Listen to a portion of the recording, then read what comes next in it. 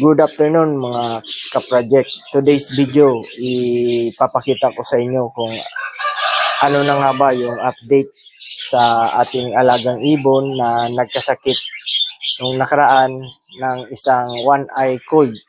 Yung alaga nating ibon na Parblue o Pale Palo.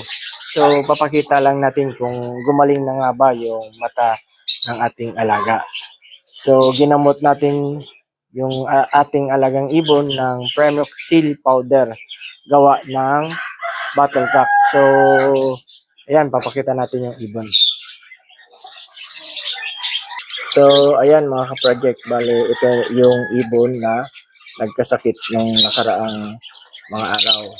Ito ay isang Parblue o Pale Palo. So nagkaroon siya ng one-eye cold at ginamot natin ng Primoxil powder gawa ng Battlecock. So titingnan natin kung tuloy nang gumaling yung kanyang mata. So huli natin para makita natin. So ito na mga ka-project, bali nahuli na natin yung Parblue o Pale Palo na nagkaroon ng sakit sa mata, one-eye cold. So ito na yung mata niya, so magaling na siya. Bali 1 week na gamutan yung ginawa natin sa kanya, na pinainom natin ng Primoxil powder. So ito na, magaling na siya. Bali yung isa lang nagkaroon ng one-eye cold. So pwede na natin ihalo ito sa ating mga alagang ibon. So balik natin sa flight cage. So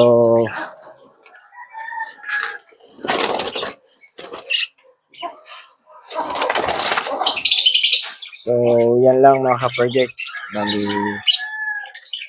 sana may natutunan naman kayo kung paano gamutin ang isang sakit na one-eye cold. So salamat mga ka-project sa inyong suporta.